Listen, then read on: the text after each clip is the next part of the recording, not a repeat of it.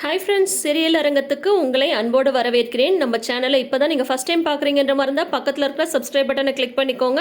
தொடர்ந்து உங்களுக்கு பிடிச்ச மாதிரி சீரியலுக்கான அப்டேட்ஸ் வந்துட்டே இருக்கும். இன்னைக்கு ஜூன் 22ஆம் தேதி திங்கட்கிழமை நம்ம பார்க்க போகிறது என்னன்னு பார்த்தீங்கன்னா, அழகே அழகு சீரியலுக்கான ரிவ்யூ தான் வந்து பார்க்க போகிறோம். மதி வந்து தன்னோட போராட்டத்தில் ரொம்ப உறுதியாக வந்திருக்காங்க. வீட்டு வாசலில் வந்து உட்காந்துட்டு இருக்காங்க. மன்னிப்பு கேட்க முடியாது அப்படின்னதும் மதியை வீட்டை விட்டு அனுப்பிடுறாங்க. அம்மா வீட்டுக்கும் அவங்க வந்து போகலை, வெளியிலே உட்காந்துட்டு இருக்காங்க. அக்கம் பக்கத்தில் இருக்கிறவங்களாம் கேட்க ஆரம்பிச்சிடுறாங்க. மதிக்கு துணையாக மலருமே வந்து உட்காடுறாங்க. ஆனால் வந்து பார்த்தா அவங்க மாமியார் கொஞ்சம் கூட அசைஞ்சு கொடுக்கவே இல்லை. மன்னிப்பு கேட்டால் தான் உள்ளே வரணுன்றதுல ரொம்ப பிடிவாதமாக இருக்காங்க. இதில் வர பொய் மேலே பொய் சொல்லிட்டு இருக்காங்க. அவங்க மாமியார் மறுபடியும் என்னை வந்து எதிர்த்து பேசிட்டா, மன்னிப்பெல்லாம் கேட்க முடியாது, உங்களால் ஆனதை பார்த்துக்கன்னு சொல்லிட்டா அப்படின்ற மாதிரியெல்லாம் வந்து பொய் சொல்லிட்டு இருக்காங்க. சும்மாவே ராகவன் வந்து அவங்க ஒய்ஃப் சொல்கிறத மட்டும்தான் கேட்பாங்க. இப்போ சொல்லவா வேணும்? இப்போ கூட பார்த்தீங்கன்னா இந்த ஒரு சூழ்நிலையிலையும் தண்ணி குடிக்கணும் அப்படின்னதும் மலரை தான் வந்து கூப்பிட்றாங்க. உடனே பாக்யராஜ் வந்து தண்ணி கொண்டு வந்து கொடுக்க, மலர் எங்க அப்படிங்கும் போது மலர் வந்து அந்த திமிரு பிடிச்ச மதிக்கு வந்து துணையா இருக்கன்னு வெளியில உட்காந்துட்டு இருக்கா அப்படின்னு சொல்லிட்டு லக்ஷ்மி வந்து சொல்றாங்க. மலர் எதுக்கு வெளியில உட்காந்துட்டு இருக்கா?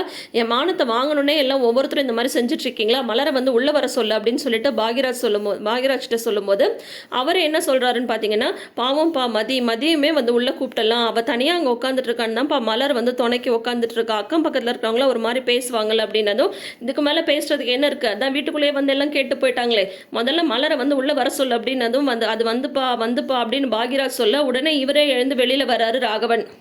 மலர் உள்ள வா அப்படின்னதும் அது வந்து மாமா நான் கொஞ்ச நேரம் இங்கேயே உட்காந்துட்டு இருக்கேன் அப்படின்னு மலர் வந்து சொல்லும்போது, இவன் உன்னை எப்படியெல்லாம் திமிர் பிடிச்ச மாதிரி வந்து பேசினா, உன்னை எவ்வளோ கேவலமாக வந்து உன்னை பேசினா, அப்போ கூட உனக்கு புத்தி இல்லையா? இவளுக்கு துணையாக வந்து இங்கே உட்காந்துட்டு இருக்கேன்னு சொல்லி உட்காந்துட்டு இருக்க, முதல்ல இப்போ நீ உள்ளே வரப்போறியா இல்லையா, உள்ள வா அப்படின்னு சொல்லி சொன்னதும் அப்போ வந்து மலர் வெளியில் உட்காந்துட்டு இருக்கும்போது மதி வந்து சின்னதாக ஒரு மன்னிப்பாவது வந்து கேட்டிருக்கலாம், மலர்கிட்ட கேட்டிருக்கலாம். இந்த மாதிரி வந்து ஏதோ கோபத்தில் நான் வந்து பேசிட்டேன், அது உங்களை ஏதாவது ஹர்ட் பண்ணிருச்சா அப்படின்ற மாதிரி வந்து கேட்டிருக்கலாம்.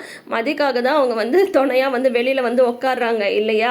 அது தெரிஞ்சுமே மதி வந்து அமைதியாக இருக்காங்க. பட் இப்போ அவங்களோட மைண்ட் செட் வந்து பார்த்தா யாருக்கிட்டையும் மன்னிப்பு கேட்குற மாதிரி இல்லை. அதனால் வந்து எதை பற்றியும் அவங்க வந்து யோசிக்கிற மாதிரி இல்லை. சரி பார்ப்போம் என்ன நடக்குதுன்னு சொல்லிட்டு அதுக்கப்புறம் வந்து பார்த்தா ராகவன் வந்து தங்கராஜுக்கு வந்து கால் பண்ணுறாங்க. அப்போ தான் தங்கராஜ் வந்து ரேவதியை ஒரு கல்யாண ஃபங்க்ஷனுக்கு போகிற வரதுக்கு சொல்லிட்டு இருக்காரு. ஊரில் இருக்கிற எல்லா கல்யாணத்துக்கும் நானாக போக முடியும், நீ போயிட்டு வா அப்படின்னு சொல்லிட்டு இருக்கும்போது ராகவன்ட்டு வந்து ஃபோன் வரும்போது, தோப்பார் உங்கள் வீட்டிலேருந்து அடுத்த ஃபோன் வந்துடுச்சு அப்படின்றாங்க.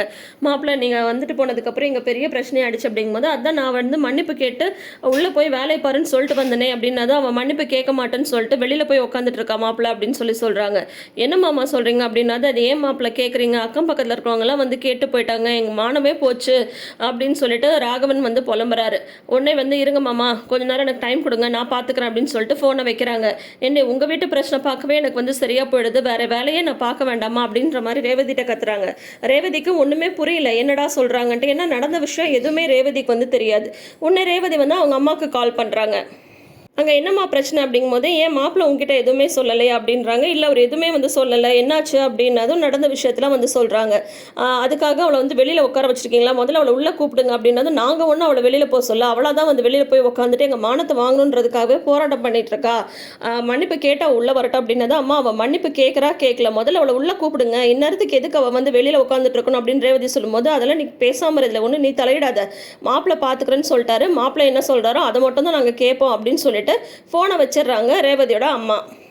இந்த தங்கராஜ் என்ன பண்ணுறாரு, உடனே வந்து மதியோட அப்பா அம்மாவுக்கு கால் பண்ணிடுறாங்க. பக்கத்தில் உங்கள் ஒய்ஃப் இருந்தால் ஃபோனை ஸ்பீக்கரில் போடுங்க அப்படின்னு சொல்கிறாங்க. தங்கராஜ் கிட்டேருந்து ஃபோன் வந்தாலும் சரி, மதி வீட்டிலேருந்து ஃபோன் வந்தாலும் சரி, பயந்துக்கிட்டே தான் அவங்க அப்பா ராமமூர்த்தி ஃபோனை வந்து எடுக்கிறாரு. ஸ்பீக்கரில் போடுங்கன்னு சொன்னது பயந்துகிட்டே தான் ஃபோனை ஸ்பீக்கரில் போடுறாங்க. உடனே வந்து நாங்கள் நிம்மதியாகவே இருக்கக்கூடாதுன்னு வந்து உங்கள் பொண்ணு முடிவு பண்ணிட்டாளா, எவ்வளோ தூரம் சொன்னேன், மன்னிப்பு கேட்டு உள்ளே போயிட்டு வேலையை பாருன்னு சொல்லிட்டா, ஆனால் உங்கள் பொண்ணு வந்து வெளியில் உட்காந்துட்டு போராட்டம் பண்ணிட்டு இருக்கா, எங்கள் மாமா வந்து எத்தனை வருஷமாக அந்த ஏரியாவில் இருக்காங்கன்னு தெரியுமா, அவங்களோட மானமே போச்சு, அக்கம் பக்கத்தில் இருக்கிறவங்களாம் வந்து கேட்டு போகிறாங்களாம், நீங்கள் கொஞ்சம் கூட உங்கள் பொண்ணுக்கு புத்தியெல்லாம் சொல்ல மாட்டீங்களா அப்படின்னதும், நாங்கள் சொல்லிட்டு தாங்க வந்தோம் அப்படின்னு சொல்கிறாங்க. என்னத்தை நீங்கள் வந்து புத்தி சொன்னீங்கன்னு தெரில, போங்க முதல்ல வந்து போயிட்டு உங்கள் பொண்ணை பார்த்துட்டு என்ன எதுன்னு பேசிட்டு வாங்க, புரியுதா, ஏன் இப்படி இது மாதிரி பண்ணிட்டு இருக்கீங்க, உங்கள் பொண்ணு நல்லா இருக்கணும்னு தானே என் மச்சனுக்கு கல்யாணம் பண்ணி வச்சேன், உங்கள் பொண்ணால் நாங்களும் நல்லா இல்லை, வீட்டில் ஒருத்தரும் நிம்மதியாகவே இல்லை, மொத்தமாக எங்கள் நிம்மதியே போச்சு, எங்கள் மாமா வந்து எவ்வளோ வருத்தப்பட்டு பேசுகிறாருன்னு தெரியுமா உங்களுக்கு, அவர் எவ்வளோ பெரிய மனுஷன் தெரியுமா உங்களுக்கு, அந்த ஏரியாவில் அவரோட மானமே போச்சு அப்படின்ற மாதிரி தங்கராஜ் வந்து கோவம் கோவமாக பேசிடுறாங்க. உடனே வந்து ஏன் இந்த மாதிரிலாம் பண்ணிட்டு இருக்கா அப்படின்னு ராமமூர்த்தி வருத்தப்படும் போது மதியோட அம்மா வந்து சொல்கிறாங்க, ஏங்க எனக்கு என்னமோ நம்ம வந்து ஒரு பக்கம் நடக்கிறத மட்டும் கேட்டுட்டு மதிக்கு வந்து அட்வைஸ் பண்ணிட்டு இருக்கோன்னு வந்து தோணுது. மதி வந்து அந்த மாதிரி பொண்ணெல்லாம் கிடையாதுங்க, பெரியவங்களை மரியாதை இல்லாமல் நடத்துகிறவெல்லாம் கிடையாது. அங்கே ஏதோ தப்பாக நடக்குது.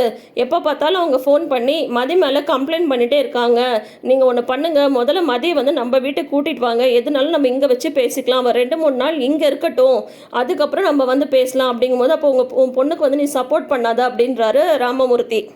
நான் ஒன்றும் மதிக்க சப்போர்ட் பண்ணல, ஆனால் நம்ம பொண்ணை பற்றி நம்மளுக்கு வந்து தெரியும் இல்லையா, அவள் யாரையும் மதிக்காமலாம் இருந்ததே கிடையாது. அங்கே ஏதோ தப்பாக நடந்திருக்கு, அவள் மனசுக்கு சரியாக படலைன்றதுனால தான் அவள் மன்னிப்பு கேட்கலன்னு சொல்லிட்டு சொல்கிறா. தப்பே பண்ணாதப்ப அவள் மன்னிப்பு கேட்க மாட்டா, அது வந்து அவளோட இயல்பு தானே.